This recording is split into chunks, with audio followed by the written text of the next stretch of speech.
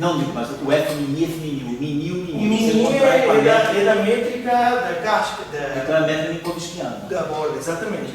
Minkowski. Tá certo. Exatamente. Então, o que eu estou assim, mais ou menos querendo compreender é a função de Green que você calcula no anti-de-Sitter, ela traz a informação da métrica de anti-de-Sitter.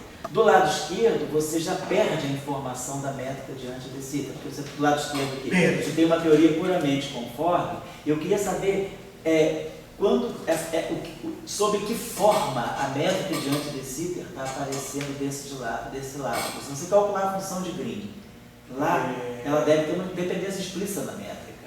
E o que essa métrica está? Então, quer dizer, quando você está no anti-de-Sitter tirando essa métrica, na teoria conforme, digamos, essa projeção holográfica, quer dizer, a invariância conforme já é o reflexo dessa métrica, ou por que a métrica não está aparecendo explicitamente do lado esquerdo? Essa que é a minha pergunta.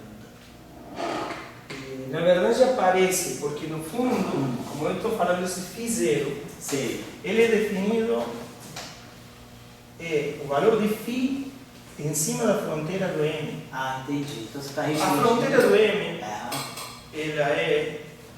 tem estrutura de Minkowski. Certo. Ou seja, eu tenho esse que eu escrevi antes. O anti-de-Sitter assintoticamente é um Minkowski. Claro, eu tenho aqui a métrica de Minkowski, vamos colocar assim, mais dz ao quadrado. Repara que a métrica induzida, vamos supor agora que eu fixo uma esfera, uma caixa. Aliás, tem que ser feito assim, porque essa conta dá infinito. Tem que ser regularizada. O que quer dizer que dá infinito? Eu não tenho como fixar φ0 na borda da anti-de-Sitter, porque a anti-de-Sitter não é compacto. Então eu tenho que fixar uma esfera a uma distância finita não é verdadeiro borda da anti-de-Sitter. Eu fixo uma esferinha em um epsilon, né? Inclusive, a coisa é assim, se eu escrevo a equação de Klein-Gordon para φ, você vai ver que assintoticamente a solução se comporta como φ mais z a delta mais φ menos z delta menos. Essas potências aqui tem uma que vai ser positiva, então vai explodir essa solução perto da... Perdão, negativa, em z igual a 0 eu tenho a borda.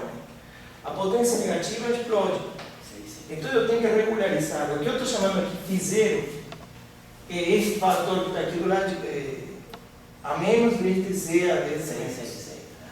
Então eu tenho, na verdade o que se faz é pegar uma esfera que ainda não é a borda. E então veja, qual é a métrica induzida nessa esfera? A métrica induzida nessa esfera é isso aqui. Perdão, ao contrário, desculpa. Esse é isso. É a métrica induzida na esfera. Há um z constante. Entendi. Por outro lado, essa métrica induzida na esfera ela é conformemente plana. A menos um fator conforme. Então, a menos um fator. A métrica dessa esfera é conformemente Minkowski. Tá certo. Aí, nesse sentido, está a informação, porque quando você, como eu te falei, na verdade, para você, o que quer dizer essa prescrição aqui? Deste lado aqui é o seguinte, aí esse de φ, né? Na aproximação semiclássica, né? Aproximação do WKB, não lembro bem como se chama isso. Esse de φ. Só que esse φ é a solução integral φ0, algum propagador, né, dx, onde esse dx é o valor, ou seja, φ em qualquer ponto dentro do arco, ele é dado pelo valor que tem em φ0 na borda. Tá certo. E essa coisa x aqui nada mais é que a fronteira de M. Essa fronteira de M tem a métrica Minkowski. Tá certo. Entendi como é que é a métrica. Então, o fato importante é que a métrica é conformemente Minkowski.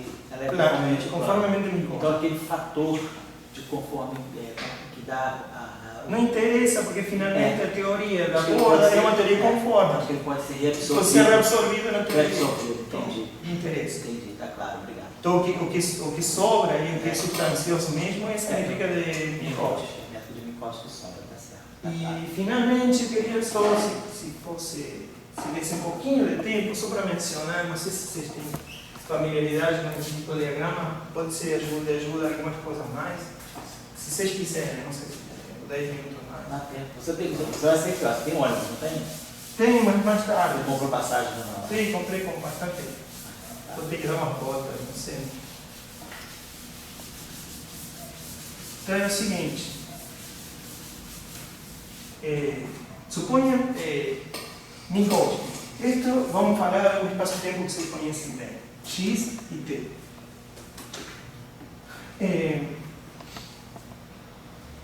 Quando eu tenho, bom, a métrica é essa aqui, né? Eu poderia ter um monte de dimensões, mas não importa isso. Em cada ponto eu tenho alguma outra parte que podemos chamar de y quadrado. Mas essa parte não vai interessar. É uma outra subvariedade que tem cada ponto. Como eu falei lá, uma esfera. Lembra que cada pontinho lá tinha uma esfera? Agora aqui cada ponto é uma variedade que tem essa métrica. Mas não interessa. Vamos só fixar atenção nisso aí. Então, eu posso. Esta métrica parece muito com coordenadas cilíndricas. Parece muito, com se fosse assim a métrica. Então, vamos deixar assim por enquanto, mas já me deu uma ideia que eu posso mudar para coordenadas cilíndricas. Suponha agora que eu, por um instante, vou euclidianizar essa solução. O que quer dizer isso? Passar de t a i tal. Então, a métrica euclídea, que provém dessa, é d tal ao quadrado mais d de x ao quadrado. Isso é para o seguinte, isso aqui, eu agora sei que eu posso escrever em coordenadas cilíndricas. Ou seja, tal é igual a r cosseno θ e, por exemplo, x é igual a r seno θ.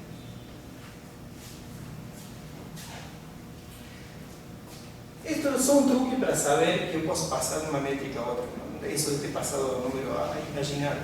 Para entender bem que eu tenho uma espécie de cilindro aqui. Então, agora,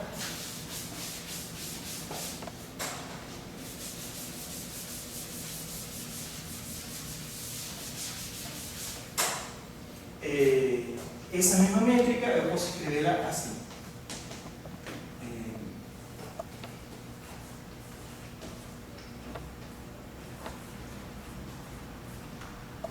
Certo? É métrica de coordenadas polares. Não fiz nada estranho.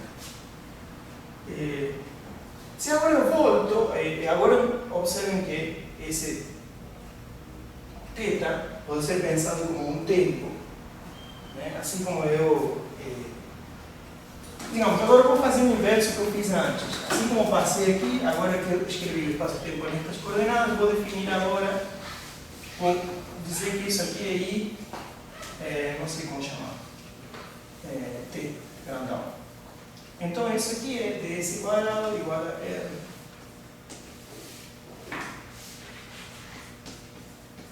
Voltei a fazer isso, parecido ao que fiz, só que em coordenadas cilíndricas da chamada extensão seção euclídea da extensão analítica da métrica de Minkowski.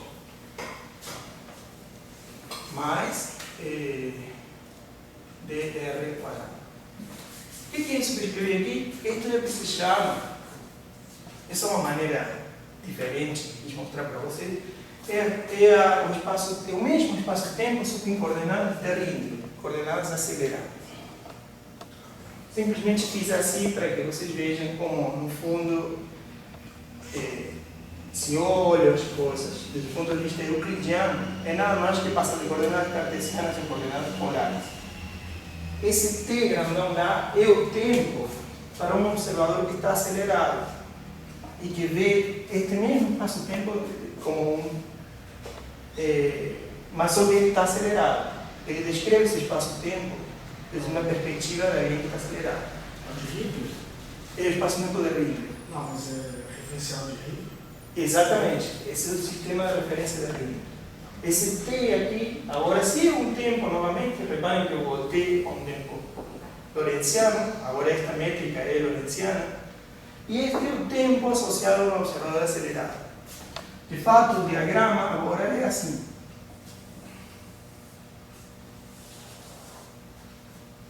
Eu acho que eles chamam de tempo próprio. É o tempo próprio do observador acelerado. Precisamente, eu vou ter aqui hipérbolas. José, fala algo, se quiser acrescentar algo mais ao que eu estou falando, não sei se estou deixando buraco. Não, beleza. Mas, por exemplo, esse diagrama que eu acabei de fazer aqui é o seguinte. Para R igual a 0, eu tenho um horizonte de eventos.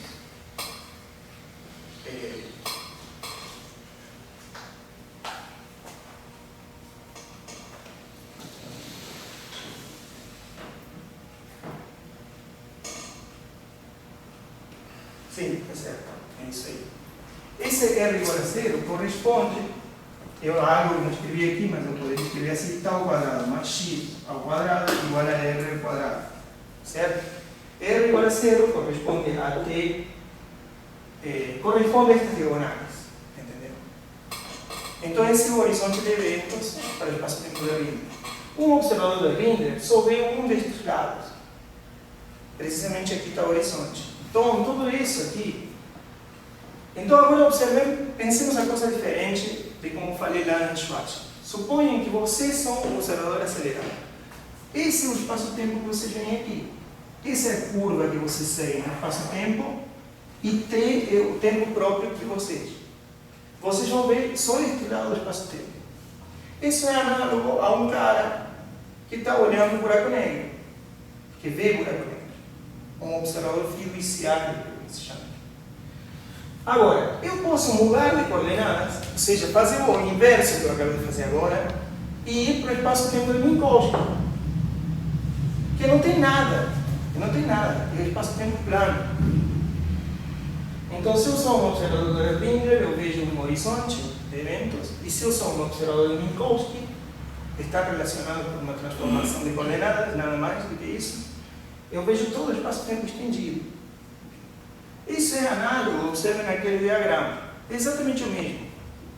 Exatamente o mesmo. Eu posso ver o buraco negro, e se eu faço uma transformação de coordenadas esperta, eu posso estender meu espaço-tempo a algo similar a isso. Eu posso estender a algo que tem duas bordas. Isso se chama solução estendida ou extensão de Pruska. Certo? Então, beleza. Isso, queria mostrar isso. Uma coisa a mais. Se querem, possam ver como é que se vê aqui o efeito Unruh. Rapidamente. É o seguinte, o efeito Unruh é o seguinte. Esse cara aqui, eu tenho uma teoria de campos definida aqui em Minkowski, qualquer, só que esse cara aqui vai ver uma temperatura. Que esse outro cara que se move na geodésica aqui, que é um cara que é inerciado, ele não vai ver essa temperatura. Então é o seguinte. Suponham que eu tenho uma teoria de campos qualquer, φ, e eu quantizo esse campo. Eu vou ter um hamiltoniano associado a esse campo φ. Então, a função de partição, a temperatura finita, se eu quero calcular, suponho que eu faço termodinâmica agora, tenho um campo φ e quero calcular a função de partição e colocar a temperatura finita. Se calcula como traço de E a menos zeta H. Isso é igual, isso vocês podem ver, isso é igual à soma sobre todas as configurações do campo φ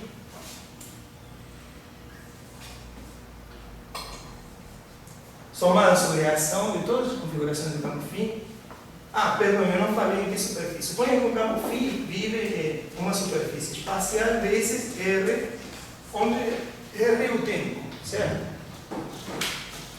Então, para calcular a função de partição de um campo, eu tenho que fazer o seguinte: mantenho o sigma e a parte do tempo eu passo para o tempo euclídeo, como fiz aí, e ainda por cima identifico um ponto faço um círculo com esse R, com partifico, se chama. esse 1. Ou seja, o que antes era o tempo, eu passei para o tempo euclídeo, fiz isto, e ainda por cima identifiquei um ponto com o outro. Entendeu? Fiz um círculo nesse rádio. Essa é uma maneira de calcular a função de partição. Esse tempo imaginário aí não é fictício, não é nada, é uma maneira de calcular a função de partição. Isto é igual, não é uma rotação de Wick, não é um artifício para, vou ao tempo euclidiano, volto. Não volta a lugar nenhum, é isso. Dá para mostrar isso, você pode mostrar se vocês quiserem, é muito simples. Bom, depois podemos mostrar isso se alguém está interessado em por que isso aqui é assim. Bom, agora, em um espaço-tempo de Minkowski, suponha que sigma é esse x que eu escrevi aqui. X é esse sigma. Em Minkowski, eu não tenho nenhuma restrição sobre o tamanho que eu tenho que identificar e fazer esse círculo. Não tem nenhuma restrição. Ou seja, a temperatura... perdão, uma coisa que eu não falei. O rádio desse círculo é o rádio beta. Tem que ser identificado o rádio beta. Então, esse círculo pode ter o rádio que eu quiser.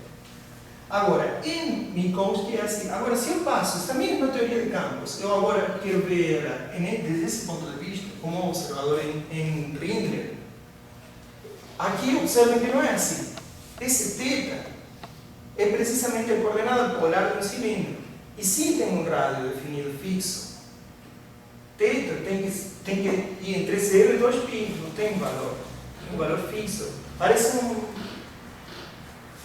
uma bobagem matemática, mas é isso. O efeito Unruh é isso. Visto destas coordenadas, o T ele tem necessariamente um rádio de compactificação. E vou explicar por quê. A descrição desse espaço-tempo em coordenadas polares, o θ vai entre 0 e um valor de 2π menos delta. Este é um objeto que tem uma coisa aqui que chama singularidade cônica. É um Pagman, entendeu? É um bolo que falta uma fatia.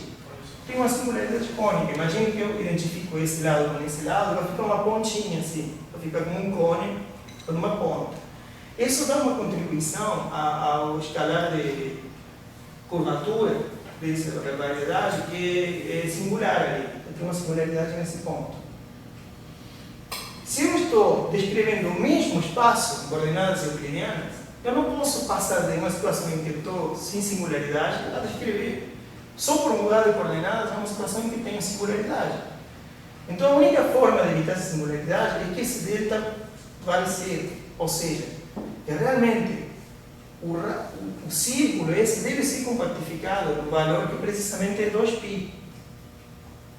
Entendeu? Eu poderia ter escolhido esse arranque de coordenadas diferente de 2π, mas não posso, devido a isso, para que o espaço que eu estou descrevendo seja o mesmo que eu estava descrevendo em Minkowski. Isso fixa que a minha temperatura beta, aqui eu estou emitindo todas as unidades, tem que ser igual a 2π. Se fosse 4π, qual é o problema do 4π, 6π, etc? Você está descrevendo outro espaço, você estaria cobrindo o plano mais uma vez. Assim, não tem problema nenhum. Se você tivesse dito, meu problema é 2 planos ou 2 comprimentos de espaço-tempo, tudo bem, esse seria o teu problema. Agora, se você partiu disso aqui, de descrever um campo, eu estou quantizando no plano, e eu quero ver esse mesmo campo nesse mesmo plano, depois, mas visto por um cara que está se movendo aqui. Agora, esse problema tem uma descrição em coordenadas polares dessa maneira e isso me obriga, para eu não ter singularidades cônicas, digamos, que se chamam cônicas, me obriga a que esse período seja algo fixo. E isso tem que ser 2π. A maneira, mas isso aqui é uma maneira muito simples, me parece, de descrever um fenômeno que muitos acham que é. Mas tem uma conta mais explícita, dá para fazer, encontrar soluções de um campo escalar imensa métrica, etc., ver a transformação de Bogoliubov entre um coeficiente e outro e tal. Mas uma maneira simples de ver esse fenômeno é aqui. É dessa maneira, me parece. Então, só para vocês entenderem como, eu não me passo tempo só por mudar de coordenadas, eu posso agora. E quantizar o campo, hein? Detalhe, eu estava quantizando um campo. Se eu não tivesse quantizado um campo, essa conta não faria sentido. Eu tenho que quantizar um campo, não é simplesmente um fenômeno de coordenadas. Eu vou ver uma distribuição desse campo e uma distribuição térmica que corresponde a uma temperatura beta que é igual a 2π, no caso, per litro. Bom, isso, acho que vamos, por enquanto.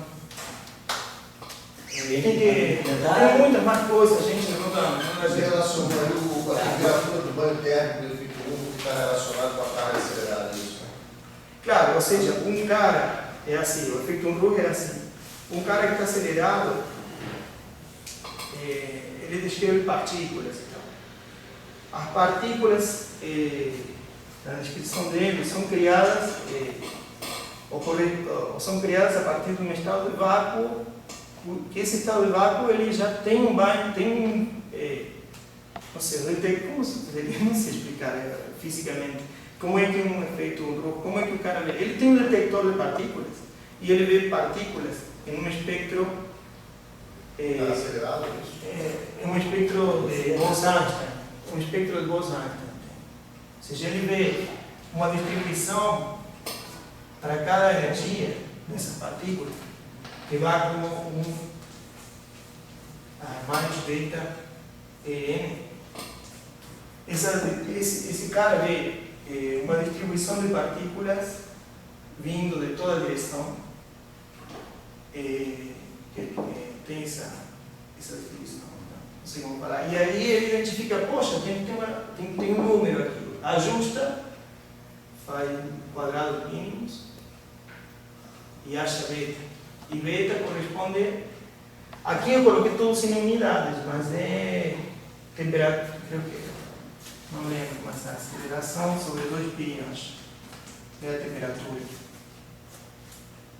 Não sei se é assim ou 2π está aqui, não lembro. Não lembro. Mas é isso aí, temperatura é isso. Esse 2π aparece assim no inverso.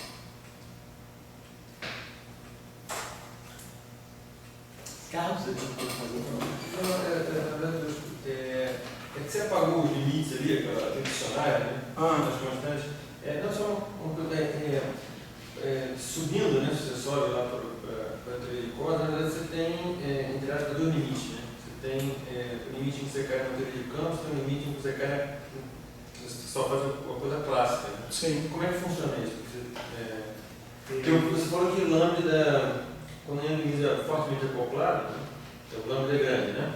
Na verdade, o lambda é o que se torna a verdadeira constante de acoplamento da teoria de Leibniz, mais que o G de Leibniz, porque para N muito grande, você fica só com diagramas planares.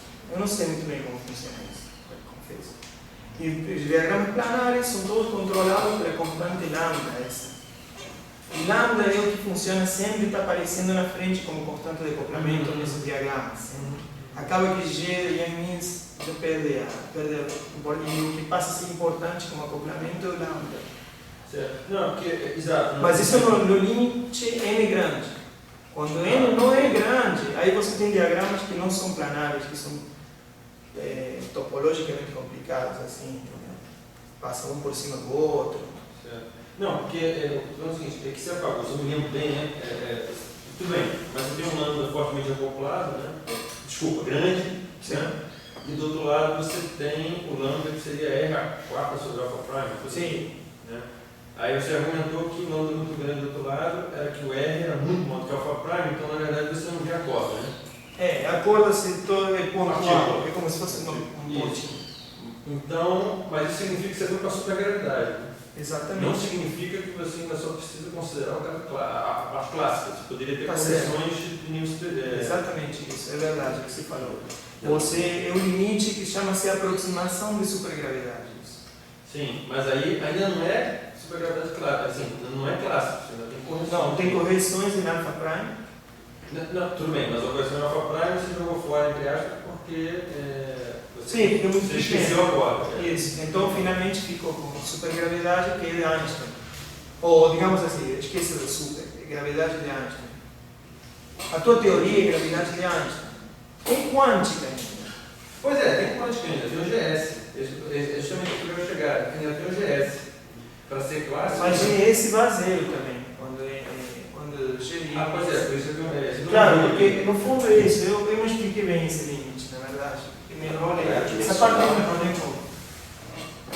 Você tem G de min, M. Isso é lambda.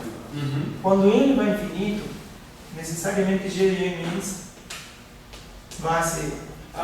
Mas sobrevive a constante lambda, que é a verdadeira constante efetiva da teoria de campo. Quando esse limite vai a zero, o GS vai a zero. Então, a tua teoria, por esse motivo, vira quase teoria clássica da gravidade. Mas, na verdade, se eu considerasse teoria para n finito, a princípio tu viu que a conjectura também é conjectura para qualquer n. Né? Se eu considerasse n finito, eu deveria quantizar, deveria considerar interações das cordas. Ela é adimensional? Ou ainda tem um fator, uma dimensão de massa? Não sei. Lambda, para ver se não vem de Esse é o buraco da minha vida, pensar nas dimensões. Eu nunca penso em dimensões, mas tem que ver isso, não sei. Não, eu creio que esse está certo, assim, como eu copiei isso.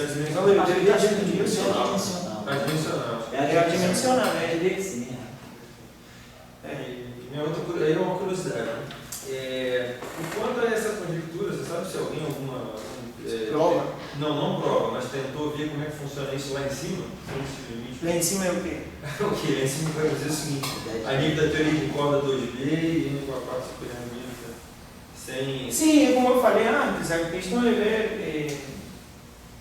Não, peraí, não sei se entendi. Você diz a quântica, a versão quântica. Isso, sem fazer esses limites, assim, desde a conjectura. Sim, tem muito pouca coisa feita para N diferente do infinito. Creio que até onde eu sei, justamente muita gente está interessada no aspecto diferente que eu me interesso, que é calcular coisas, por exemplo, QCD. E QCD seria como algo assim como pensar em N e não indo infinito. N é infinito. E até onde eu sei, eles usam infinito, N igual a infinito, como aproximação a QCD, ou seja, porque não deve ser fácil fazer nada em N infinito. Até por isso os diagramas não planares que contribuem. Então, a princípio, parece que esse limite é bom e dá uma espécie de aproximação, porque você poderia, como eu falei antes, fazer contas na teoria de gravidade clássica que tinha, calcular superfície, ali, curvinhos e tal, e deduzir coisas de uma teoria quântica para N grande. E aí considerar isso uma aproximação para QCD ou alguma teoria com cordas. E uma coisa que eu ia falar aqui, só que isso que eu tinha convencido vocês que uma métrica corresponde a um estado, é precisamente que isto vai como é a menos m de x'. Reparem que O é um operador qualquer, assim que não depende disso. Mudando esse estado aqui, está em correspondência 1 a 1 com mudar a distância entre dois pontos. Então, dado uma métrica clássica, eu tenho essencialmente o único que eu posso mover do lado da teoria de campos é o estado aqui. Esses operadores são operadores que têm M. O único que tem, esse operador vai determinar qual o valor desse M.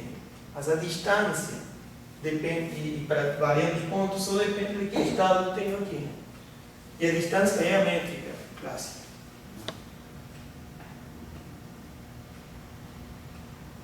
Bom.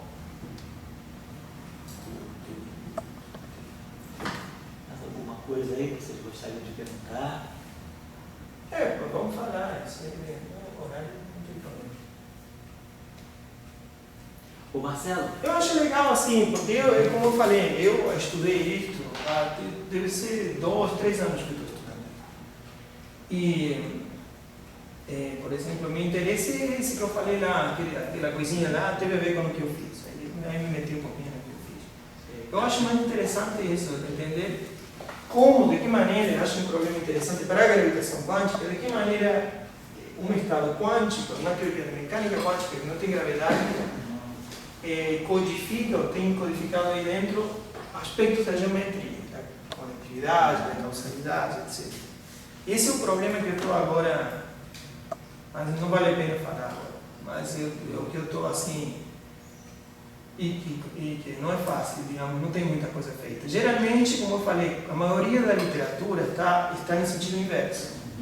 É dizer, eu, como eu falei antes, coloco um campo, coloco coisas na antecita, é tudo clássico, e posso calcular coisas de uma teoria quântica que é desconhecida para mim e que não saberia quantizar porque é muito acoplado, fortemente acoplado. E aí, pessoal, aí tem um monte de coisas novas, se quiserem eu até falo, mas, por exemplo, a entropia do entanglement tem uma fórmula muito famosa recentemente, que é a fórmula de Takajanagi e Ryu, são dois japoneses. Um japonês, obviamente, Takajanagi e Ryu, que generaliza aquela lei de entropia que eu falei lá, e diz que a entropia do entanglement, na teoria de campos que viu no Bohr, tudo isso sempre é teoria de campos, é dada pela área sobre 4, mas já não do horizonte. Suponha que não tem buraco negro, não tem horizonte, não tem nada, é um espaço-tempo bonitinho, não tem nada. Já no horizonte, a área de uma superfície extremal que vive dentro da teia-cita. Ou seja, vamos fazer um desenho. Vou apagar alguma coisa que você não entender nada. Suponha que minha teoria de campos vive em essa variedade aqui. Então eu suponho que eu escolho um subconjunto de grau de liberdade, tá? E aqui o complemento. Como eu falei, eu expliquei lá em cima, eu posso calcular a entropia do entanglement desse subconjunto de grau de liberdade com esse outro. É a entropia do A, que é traço de ρA logaritmo de ρA. ρA é a matriz de densidade reduzida do estado, de um estado psi, onde esse estado psi representa um espaço-tempo aqui dentro, lembra? Tem um espaço-tempo fictício. Agora, o que quer dizer superfície extrema? Quer dizer calcular uma geodésica, simplesmente isso. Eu posso calcular a entropia deste subsistema com relação a este, calculando uma superfície geodésica neste espaço-tempo clássico, chamado sigma zero. Em vez de ser uma geodésica, uma curva, é uma superfície, tem várias dimensões. Então a área dessa superfície, dividida em 4, é o que dá a entropia do entanglement desse subconjunto com isso. Esse Takajanagi e Ryu não mostraram. Isso é uma coisa muito comum nesse mundo da DCFT. É tudo experimental. Assim, você calcula uma coisa de um lado, calcula uma coisa 3 ou 4 vezes. Se bater as 3 ou 4 vezes, é um teorema. Vira uma conjectura, né? Vira conjectura, teorema. Mas, também para não ser injusto, recentemente alguém fizeram uma prova, um aluno de Madacena com Madacena, esse ano. Conseguiram demonstrar isso. Já tinha havido uma prova, só que era heurística. Poxa, esqueci do nome russo. Ele tinha feito uma prova, mas fazia uma assunção que não era muito. E agora esse Leukowitz, que creio que chama o aluno de Madacena com Madacena, fizeram um paper esse ano que mostraram isso. Em geral, em caso do antidecita. Mas o cara já conjectura que vale para qualquer espaço-tempo holográfico, não somente antidecita. Mas é legal porque, observe, uma conta que é super difícil em uma teoria de campo, muito acoplada e tal, calcular entanglement, tem uma fórmula, isso é o que as pessoas chamam na literatura de fórmulas holográficas para calcular determinada coisa. Quando tem uma fórmula holográfica é o seguinte: algo daqui que é uma teoria quântica, que não se sabe calcular porque é uma teoria muito acoplada, você calcula fazendo uma conta clássica nesse espaço-tempo aqui, no interior, no palio. Esse é o barato dessa história toda, eu acho. Quando alguém quer fazer cálculos. O problema de tudo isso é quando você, como tem sido o caso que eu tenho tentado fazer, quando você não quer meramente fazer cálculos, não quer construir alguma coisa nova, assim, diferente. Aí é complicado. Aí não tem guia, como eu falei, não tem maneira de demonstrar as coisas em cima de coisas que já não foram demonstradas. Então é difícil. E que seja tomada seriamente, sobretudo. Uma sintótica. O Marcelo, você já deve ter cansado de uma perguntinha Sim, final, sim. por exemplo, essa equivalência de uma teoria quântica conforme no lado de uma teoria de gravitação no outro. Suponhamos, por exemplo, que no espaço, no bulk, onde você tem a teoria de gravitação clássica, você possa ter diferentes formulações. Por exemplo, você pode ter uma teoria de gravitação tipo Einstein, você pode ter uma teoria de gravitação tipo Chern-Simons, você Sim. pode introduzir termos que deem, né, por exemplo, curvatura, potências da curvatura. Então, à medida que você manipula, né, com as suas construções de teoria de gravitação no bulk, quais são as repercussões na teoria quântica de campos? Por exemplo, se você introduzir... Se você modificar, deformar a teoria dele. Se você vai deformando a gravitação, por exemplo, se você introduzir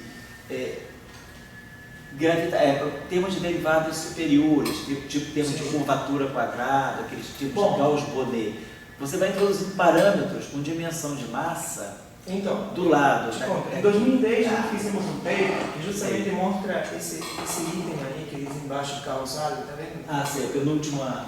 Para fazer isso, nós mostramos isso no caso de Gauss-Bonnet. Não fizemos, na realidade. Sei. Então, é um ponto importante que você tocou.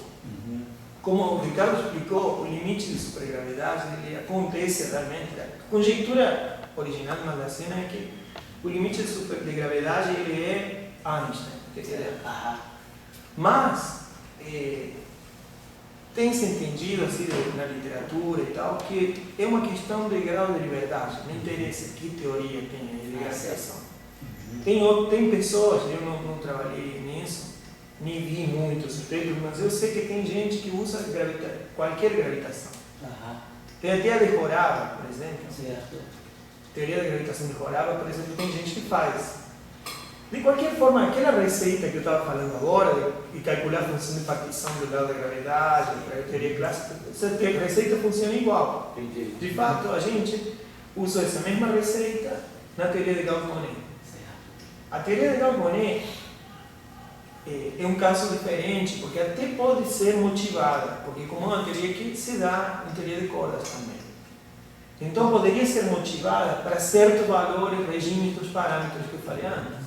Para correções em alfa prime, eu tenho teoria que são de derivado superior, no fundo. Se eu considero cordas, correções em cordas, posso até motivar uma teoria que é diferente da de Einstein. Certo. Então, por um lado, na versão original da conjectura é Einstein mais cordas. Então, esse mais cordas pode me dar Gauss-Bonnet e coisas assim. Por outro lado, tem gente que não está nem aí para isso e diz, vou pegar uma gravidade qualquer, uma teoria qualquer, que seja anti de Sitter. O problema é anti de Sitter. Anti de Sitter, assintoticamente, você não sai disso. Entendi, estou entendendo.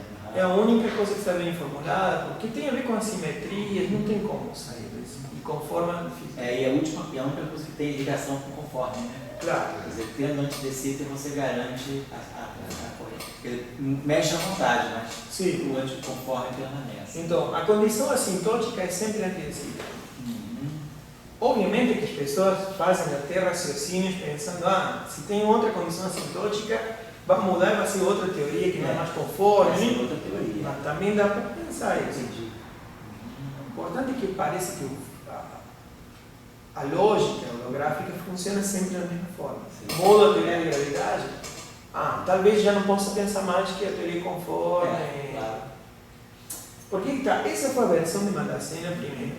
Um ano depois, não, menos um ano depois. Isso foi em 97, 90. 97. Em fevereiro de 98, o Witten fez essa proposta lá da fórmula. Mas aí, nessa proposta, generaliza a conjectura.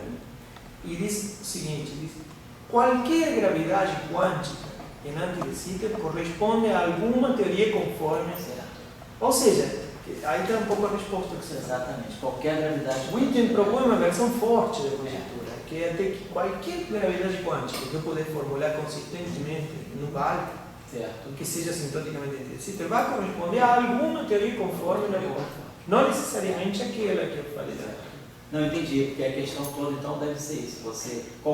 Se você tiver antes de Sitter e antes de Sitter for consistente com qualquer teoria de gravitação, antes de Sitter é que é a matriz fundamental para te dar outra forma, né? Parece que está relacionado com isso. Assim como eu falei agora que o fato de mudar o fundo está relacionado com a escolha do estado na teoria, que eu vou fixar no estado da referência, no estado inicial, né? O vácuo. É claro, tá? Parece que você falou aí, foi muito interessante, né? Porque que ele generalizou, o item generalizou, né? Isso é interessante, porque do lado de cá, né, você tem o Young Mills, S-Wayne, então você pode mapear, inclusive eu acho que a motivação um pouco mais assim é mapear aquela questão que você tem, né, ND3 brancos, aquela coisa toda, né? Sim. É daí que surge isso. Na verdade, exatamente a conta original surgiu disso, né? Supor uma coleção apertada de N brancas e tomar limite numa direção e tomar limite na outra e cair em uma teoria ou na outra. E aí veio a conjectura. E aí caiu no antidecido, em tipo 2B e antidecido. Aí você falou que o item generalizou, né? Essa generalização... Não sei se é que generalizou, propôs algo mais forte. Não, sim, ok. Mas então isso significa que, por exemplo, se eu mudo aquela teoria de campo, então assim, eu estaria de uma maneira mudando a configuração aqui, né? Sim. Como aquela teoria de campo corresponde a N branca, N determinada, essas coisas todas, se eu mudo a teoria de campo aqui, eu vou mudar essa configuração, então supostamente do outro lado também mudaria. Então talvez não seja mais tipo 2B, sei lá. Claro, aí que está. Porque o item faz a partir de gravidade quântica. Poderia ser que não tenha mais cordas aí no assunto. Inclusive podia ser um... Claro, ele disse, eu tenho gravidade.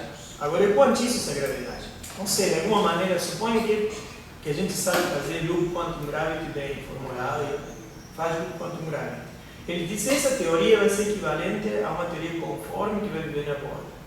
Qualquer, já não só de cordas que propõe Mendelssohn.